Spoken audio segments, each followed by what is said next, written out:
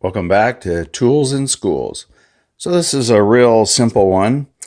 The problem is when I have used popsicle sticks to stir things in the past, they get set down, put somewhere, they glue themselves to another piece.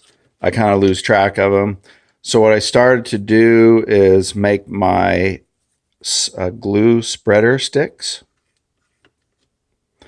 with a little electrical tape. You can use any, this was leftover ruler tape. But if you mark them what they are,